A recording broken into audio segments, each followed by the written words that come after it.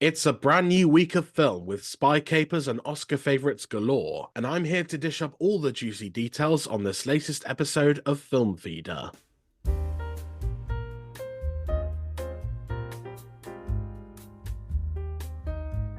Hello and welcome back to the show, where every week I, your film chef extraordinaire Jack Martin, give you the lowdown on all the week's new movie releases, and also offer up my own thoughts on a few new arrivals as well. It's been quite a busy week in the world of film, not least because this year's Oscar nominations have finally been announced, with Christopher Nolan's Oppenheimer leading the way with 13 to its name, including Best Picture, Best Director, and 3 acting nods for Cillian Murphy, Emily Blunt, and Robert Downey Jr., with Yorgos Lanthimos' Poor Things not too far behind with 11 nominations, also for Picture and Director, as well as Best Actress for its lead Emma Stone and Supporting Actor for Mark Ruffalo's hilarious performance. Also up for Best Picture this year is writer-director Cord Jefferson's American Fiction and Jonathan Glazer's The Zone of Interest, both of which I'll be talking about later on in the show, as well as other award season favourites like Martin Scorsese's Killers of the Flower Moon, which has 10 nominations, Alexander Payne's delightful comedy drama The Holdovers, which has 5, Bradley Cooper's Leonard Bernstein biopic Maestro comes in with 7, Celine Song's Past Lives got 2, including picture and original screenplay, and Palme d'Or winner Anatomy of a Fall clearly has strong international support with 5 nominations.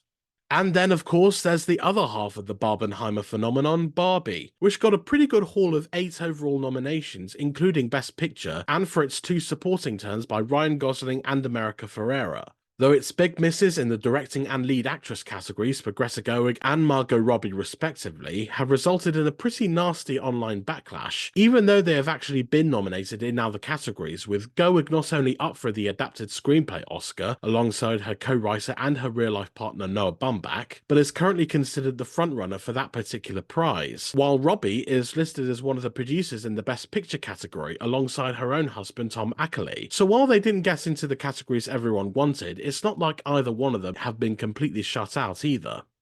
Now, I'll talk no more about the Oscars because that's for an upcoming feature presentation episode, which will be out very soon, because there's a whole new week of films to spotlight in this week's movie menu, and I intend to start that right now.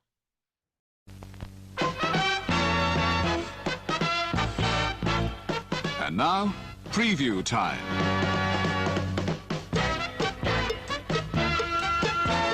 When it comes to entertainment, you can't beat a good film. So let's take a look at what's coming your way. Far away from the world of Oscar contenders is an all-new star-studded spy caper from director Matthew Vaughn, and it's also Film Feeder's Movie of the Week. It is, of course, Argylle. This is the film that's about spy author Ellie Conway, played by Bryce Dallas Howard, who's become successful for a series of books about a fictional James Bond-like spy named Argylle, who's played by Henry Cavill in scenes where we get to see Conway's stories come to life. But her life is suddenly uprooted when she's unexpectedly thrust onto an international espionage mission alongside Sam Rockwell's real-life spy Aidan, after she learns that her stories have somehow begun to mirror actual missions by secretive and deadly government organizations. How or even why this is at all possible is one of the many mysteries that Argylle has in store for viewers, not to mention just one of many very good reasons why you should be very excited for this major new cinema release, and here's 5 more to convince you even further. The first reason to get excited about Argylle is that it marks the return of filmmaker Matthew Vaughn to the spy movie genre, having previously brought his energetic and kinetic style to the espionage flick with his 60s set superhero prequel X-Men First Class, and then of course gave it a violent and sweary upgrade with the Kingsman franchise. So if you enjoyed those delightful throwbacks to spy movies of yesteryear, then there's no reason to enjoy what Vaughn will end up doing here too. The second reason involves that absolutely A-list cast that Vaughn has gathered, which in addition to Henry Cavill as the titular fictional spy, includes Samuel L. Jackson, John Cena, Bryan Cranston, Catherine O'Hara, Sofia Boutella, Oscar winners Sam Rockwell and Ariana DeBose, and even pop star Dua Lipa in a small but significant role, all of whom bring their A game to the material and turn it into a true star-coated caper. Reason number 3 is the one actor at the center of it all, and that's Bryce Dallas Howard, who after being largely and unfairly relegated to supporting roles or mere love interests over the years, is finally gifted a leading role worthy of her natural screen charm. And as the various mysteries of this film deepens, she is all but certain to play a major role in how the rest of the plot pans out, so keep a close eye on her as all of that unfolds. Number 4, it's got some of Vaughn's signature action that's both extremely colourful and well choreographed. So if you still have fond memories of some of the big fights from the Kingsman movies, or other Matthew Vaughn films like Kick-Ass, Stardust and Layer Cake, be prepared to make room for even more, as Argylle is said to contain ones that will absolutely blow you away with their inventiveness. And the 5th and final reason is perhaps the most important one of all, which is that alongside all the heroes and the spies is an absolutely adorable cat named Alfie, who judging by the trailers is already set to be a breakout star in an ensemble made up of nothing but stars. So expect the feline and the backpack in which he is transported in for most of the movie to be pure catnip for animal lovers everywhere. So that's 5 solid reasons to be excited for this week's big release, which once again is Argylle, and you can head over to the cinema and discover its secrets for yourself from Thursday the 1st of February. Now let's look at some of the other cinema releases coming to your screens this week, and first up is one of 2 major Oscar contenders. It's writer-director Cord Jefferson's biting satire American Fiction. The film stars Jeffrey Wright as Thelonious Ellison, known as Monk to friends and family, who's a struggling writer and college professor who's frustrated by the staggering popularity of books, films, and various media that seem to pander towards certain black stereotypes. And so out of spite, he writes his own novel that displays all the negative stereotypes he can think of, except he unexpectedly manages to get it published and turned into exactly the kind of quote-unquote black piece of media that he's been ranting about. I won't say too much more about this film because I want to save it for my review later in the show, but this is a very funny and thought-provoking film that's proven to be a sheer force on the awards circuit, beginning with its debut at last year's Toronto Film Festival, where it won the People's Choice Award, which is traditionally a strong indicator of what films might be nominated for or sometimes even win the Best Picture Oscar, and culminating in its recent score of 5 Oscar nominations, including, of course, Best Picture, as well as Best Actor for Jeffrey Wright and Adapted Screenplay for Cord Jefferson, who makes a firecracker of a debut that you can check out in cinemas from Friday the 2nd of February. The second of this week's Best Picture nominees to get a UK cinematic release is also rather thought-provoking, but far more disturbing in its tone and concept. It's The Zone of Interest, which comes from writer-director Jonathan Glazer, who previously made Sexy Beast, Birth, and Under the Skin, and who here adapts Martin Amis's novel about a family who, at first glance, appears to live an idyllic life in a lovely house somewhere in the countryside, except for the crucial fact that it's 1940s Poland, the family members are all Nazis, and the house is located right next to Auschwitz, where family patriarch Rudolf Hoss, played by Christian Friedel, is the chief commandant of the notorious concentration camp, where countless prisoners, many of them Jewish, were killed on a daily basis. So yeah, it's not exactly cheery subject matter, and you can find out exactly how decisively uncheery it is when you hear my review for it later on in the show. But if you've got the stomach for some truly unnerving imagery, and especially some of the eeriest sound design you'll hear in a film all year, you'll most certainly want to check out The Zone of Interest, which, like American Fiction, is also up for 5 Oscars, including Best Picture, Best Director, and Best International Feature Film, where it has been submitted and successfully shortlisted as the entry for the United Kingdom. So once more, that's The Zone of Interest, out in UK cinemas on Friday the 2nd of February. Moving on now to much lighter family fare with Migration, the animated comedy from Illumination, the same animation studio behind the Despicable Me franchise, and last year's mega hit The Super Mario Bros. Movie, among many other hugely successful films. The film centers on a family of ducks headed by Kumail Nanjiani's patriarch Mac, who is convinced by his partner Pam, voiced by Elizabeth Banks, and their 2 young ducklings to venture out of their comfortable New England pond for the first time and fly south for the winter with the rest of the flock, except that the family ends up flying north instead and straight into the harsh and unforgiving human city of New York, which they must navigate through in order to survive. With a great voice cast that also includes Awkwafina, Keegan-Michael Key, and Danny DeVito, as well as some of Illumination's typically gorgeous animation, Migration should prove to be an early half-term hit for the kids when it makes flight towards cinemas everywhere from the 2nd of February. Now, I've got another animated feature for you to chew on this week, specifically the Japanese anime drama Blue Giant, based on the popular manga series of the same name, which is about a high school basketball player who soon becomes determined to be a successful musician after being introduced to jazz, after which he becomes a pro on the saxophone and later forms a jazz trio with a pianist and drummer, with whom he creates music that soon wins them plenty of recognition. Now, I personally don't know a whole lot about this particular manga, other than the fact that it's got a rather unique musical touch to it, but this big screen adaptation, which features some dazzling animation overseen by director Yuzuru Tachikawa, who's known for anime such as Mob Psycho 100, and of course an electrifying original jazz score by Japanese musician Hiromi Uhara, does look like it's an enticing watch for anyone who's never even heard of the source material, and you can check out Blue Giant when it comes to cinemas on Wednesday, the 31st of January.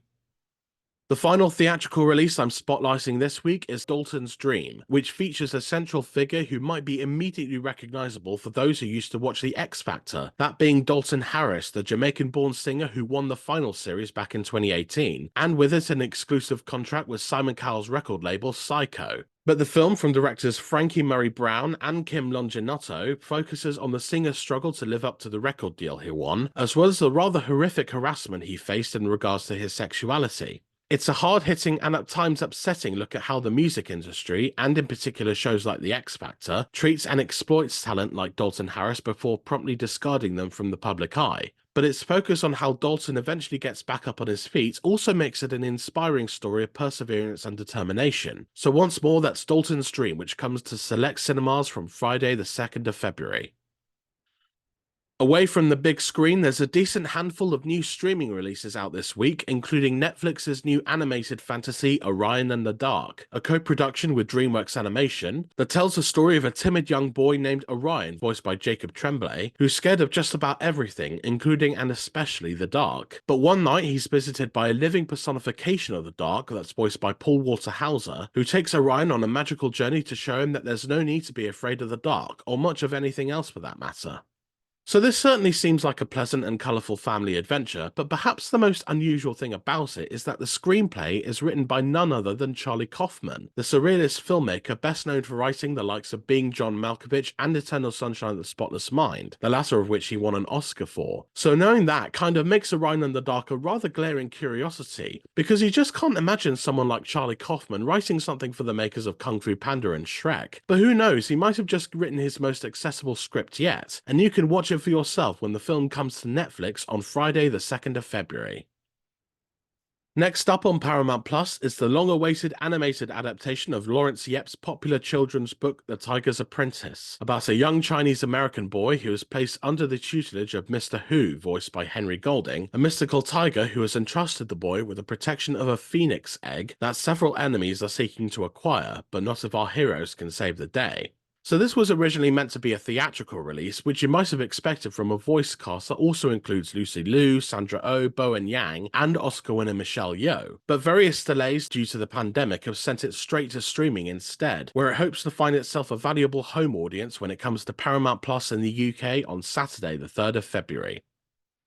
Meanwhile, over on Sky Cinema, there's the sci-fi action thriller 57 Seconds, which stars Josh Hutcherson as a tech blogger who, whilst interviewing Morgan Freeman's tech guru, comes across an unusual ring that gives its wearer the ability to travel back in time by, you guessed it, 57 seconds, which he soon uses to try and go after the pharmaceutical company that's responsible for the death of his twin sister. With a script co-written by Macon Blair, the actor and filmmaker whom viewers may recognise from films such as Blue Ruin and as recently as Christopher Nolan's Oppenheimer, this is an adaptation of sci-fi writer E.C. Tubbs' short story Lucifer that packs plenty of action and suspense for any and all home viewers looking for that late weekend thrill, which they'll get when 57 Seconds drops onto Sky Cinema on Sunday the 4th of February. The last big home release of the week is the thoughtful Danish historical drama Liberation, which stars Pilu Asbæk as a school headmaster in 1945 Denmark, who finds his school being turned into an internment camp for German refugees, thrusting him into an impossible dilemma over whether to stand firm in Danish resistance against the Germans, or to do whatever he can to help the various new arrivals. Now, this is a film that poses a tough situation that is explored in considerate and mature ways, which in turn covers a dark period in Danish history where hundreds of thousands of German refugees were treated with vile hostility, regardless of their wartime stance. And it's an inspiring but harrowing story about the kindness of strangers that you can now check out. For Liberation is available to rent or buy on most digital platforms from today, Monday the 29th of January. Lastly, there's a couple of major re-releases of classic movies this week, starting with Terrence Malick's incredibly atmospheric and visually masterful romantic drama, Days of Heaven, which is back in cinemas with an all-new 4K restoration for its 45th anniversary. The film stars Richard Gere and Brooke Adams as a pair of lovers in Depression-era America, who take jobs on a wealthy Texas farm run by the late Sam Shepard, where they pose as siblings and soon put into motion a plan to secure their financial future when the farmer falls for Adams's Abby. Though the film is perhaps best remembered for its astonishing cinematography, which won the movie an Oscar in that particular category, as well as setting the template for Malick's exceptionally dreamy directorial style going forward. And now you can witness the exceptional beauty of Days of Heaven for yourself when this re-release comes to cinemas on Friday the 2nd of February. And finally, there's the return of the hit 90s teen romantic comedy 10 Things I Hate About You, which is similarly celebrating its 25th anniversary with a new remastered look just in time for Valentine's Day. The film, for those unaware, is a modern retelling of William Shakespeare's play The Taming of the Shrew, which is set at a high school where new arrival Joseph Gordon-Levitt learns that his crush Bianca Stratford, played by Larissa Oleynik, is off limits because her overprotective father has deemed that she cannot date until her antisocial sister Kat, who's Julia Stiles, finds herself a lover too. So it's up to young Gordon-Levitt to pair her up with a school bad boy Patrick Verona, played by the late Heath Ledger, if he is to be within a shot of getting his own romantic happily ever after. A massive hit in 1999, launching the careers of both Stiles and Ledger, and perhaps best remembered for a musical sequence involving Ledger that even went on to win an MTV Movie Award, 10 Things I Hate About You is a classic teen rom-com that's filled with plenty of romance and comedy that is quite literally Shakespearean, and you can see it on the big screen from Friday the 2nd of February. So that about does it for this week's movie menu. I truly hope that it's helped you figure out what to watch over the next 7 days. And if you want a handy reminder, then you can go to the Film Feeder website at filmfeeder.co.uk, where you can find a written lowdown on each and every one of these films. And now it's time once again to get into my ever insightful reviews.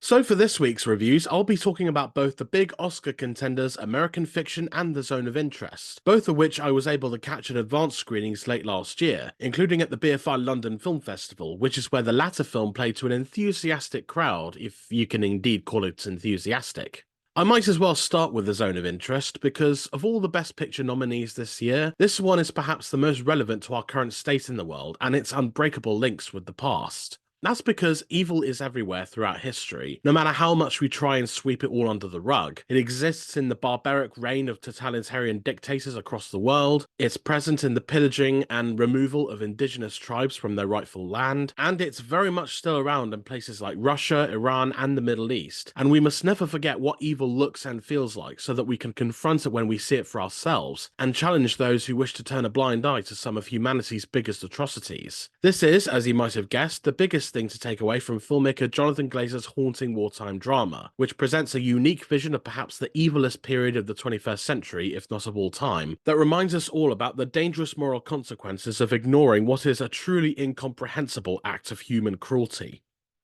As I mentioned earlier, The Zone of Interest is set in the 1940s, and the film's focus is on the pleasant if mundane life of a family that is reasonably well off, and whose biggest concern is when the patriarch, played by Christian Friedel, might be assigned to a different location for work, leaving his wife Hedwig, as portrayed by Anatomy of a Fall's Sandra Hüller, and their young children alone at a time when they need their husband and father around. So it's all perfectly pleasant on the surface, and for the most part it is, except for the fact that the aforementioned patriarch is Rudolf Höss, the famed Nazi commandant who oversaw the extermination of hundreds if not thousands of Jews at the Auschwitz concentration camp, which also happens to be right next to where he and his family have built their idyllic life together. So while this family is going about its business, whether it's doing some gardening, trying on some fancy clothes, eating dinner together, or hosting a pool party, there are countless people being brutally murdered just on the other side of their wall, something which is almost never addressed by anyone we see on the screen.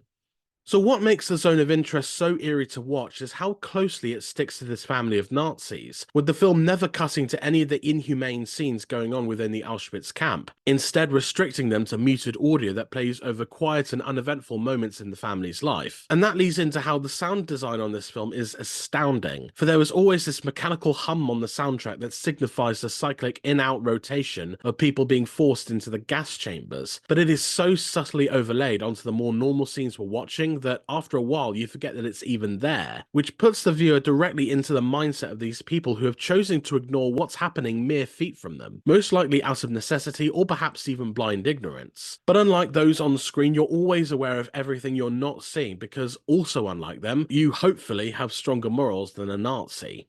Only occasionally does the film venture outside this middle-class family's bubble, including some interludes creepily shot in thermal vision of a young girl picking and leaving pieces of fruit for the various and largely unseen Jewish prisoners, and to stuffy Nazi meetings intended to finalize their merciless execution. Even then, though, we are never truly far away from the horrors happening just beyond that wall, and Glazer, a filmmaker who often keeps a pole's distance between the viewer and the emotional profundity of his work, ensures that there is always an ice-cold tone in even the happiest seeming of scenes, with an innocent dip into the nearby river being interrupted by the flow of dumped ashes, or the steam from an arriving prisoner train popping up in the background of the earlier mentioned pool party, or a surprising ending that is perhaps a bit on the nose, which, without giving anything away, does involve a bit of time travel. So there's almost never a moment in the Zone of Interest where you feel as at ease as his family does, even amidst the disturbing conduct happening within earshot, because Glazer's direction, along with a combination of some static cinematography and an appropriately haunting musical score, keeps pushing the evil onto you without softening any of its forcefulness.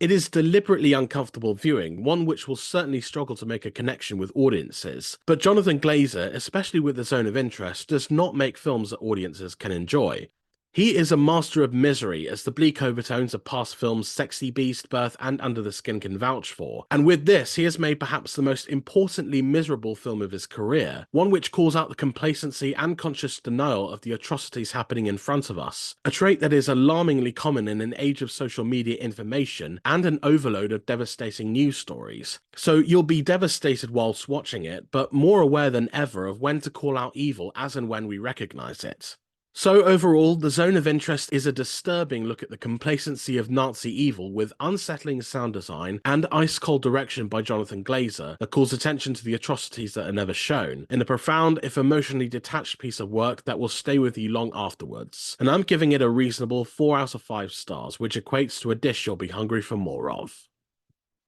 Then there's American Fiction, a movie which looks at a different kind of atrocity, that being the fact that when it comes to black cinema, the harsh truth is that much of it is defined by popular stereotypes, which by that I mean for every Moonlight or Black Panther, there is at least a dozen other movies where black characters are portrayed as violent gangsters, ghetto-dwelling drug addicts, victims of police brutality, or even helpless souls only the white protagonist can save. And as offensive as some of these stereotypes can be, they have existed and will sadly continue to exist because there is, for better or worse, an audience for them. And their popularity stems from the collective desire to empathize with their struggle while also feeling comfortable in the much safer bubble we occupy. But there is an argument, as writer-director Cord Jefferson states in his intelligent and hugely entertaining debut feature, that such consumption has led to black creators being pigeonholed by the demand for the same unflattering portrayals over and over again.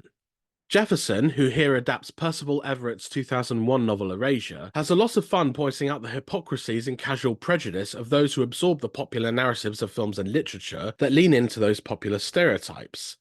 However, the filmmaker also lends his feature a surprisingly sweet and heartfelt edge, which not only takes the load off its more satirical content, but achieves exactly what a lot of those films celebrating those racial stereotypes don't, which is to give a sense of dignity and humanity to its black protagonists. So in the film, Jeffrey Wright's Thelonious Monk Ellison is a middle-aged writer and college professor who is in a permanent state of frustration. That's because his books are failing to sell, he's been placed on an extended leave of absence after offending a white student with his use of the N-word within a literature context, and his elderly mother Agnes, who's Leslie Uggams, is suffering from Alzheimer's. Most of all, Monk feels contempt for the staggering amounts of media depicting what he feels to be inferior representations of the black experience, and for how popular they seem to be. Like, case in point, he's fuming that fellow author Sintara Golden, played by Issa Rae, is seeing love and success come her way for her debut novel Weeze Lives in the Ghetto, which contains just about every popular black stereotype imaginable. Eventually, Monk decides out of pure spite to pen his own piece of black pandering literature, initially entitled My Pathology with an F, before being retitled as something much more hilariously provocative under the pen name Stag R. Lee, an escaped convict who's supposedly on the lam. But unfortunately for Monk, the book receives plenty of attention, and soon he is thrust into a world of uncomfortable media bias, where white media types eagerly exploit the black experience for the satisfaction of easy-to-please consumers. So American Fiction is definitely satirical, as you may be able to tell from that plot description, but refreshingly, it's rarely farcical, because Jefferson grounds a lot of the humour targeted towards mainstream black media, hardly, if at all, going over the top with the increasingly ludicrous and all too plausible trajectory that the fictional Lee's novel is becoming a genuine success. Because it's a much more restrained film than the lively trailers might lead you to believe, but it is no less funny, as there are a lot of genuine belly laughs to be had from the sheer insanity of how black stereotyping in media is celebrated, including a TV channel that shows brutal footage from films about gangsters and slavery when promoting black cinema, with the icing on the cake being the cheery music accompanying the promo. So it is a very funny film, often at the expense of those who misinterpret such stereotypes as quote-unquote authentic to the overall black experience. But Jefferson keeps the comedy under a firm grip, allowing the point of the satire to be driven home much easier, and avoiding the risk of it becoming a full-on farce where everything ceases to be as painfully realistic. In one of Jefferson's many smart decisions, the crux of American Fiction also does not rest entirely on the satirical premise, with a large chunk of the film also being dedicated to Jeffrey Wright's Monk, dealing with his own personal issues, including some family drama, spurred by a rather shocking tragedy, as well as his blossoming relationship with neighbour Coraline, played by Erica Alexander, and most significantly, his own judgmentalism that might just be causing his frustrations to boil over. And rather than disrupt the comedic tone of the main premise, this slightly more morose strand serves the important function of giving Monk and several members of his family, including his unreliable brother Cliff, played by Sterling K. Brown in an Oscar-nominated turn, and even his family maid Lorraine, who's Myra Lucretia Taylor, plenty of development that allows them to become well-rounded characters. For instance, Monk isn't just some grump whose cynicism ultimately defines him. He is shown to be someone who is capable of warm and compassionate feelings, with said cynicism preventing him from understanding other people's perspectives that are different to his own. And so the character becomes much more interesting as a result, and Wright's performance, a rare lead turn for the revered character actor, is so good that you really do understand why he thinks the way he does, even if it does make him out to be kind of a miserable git half the time.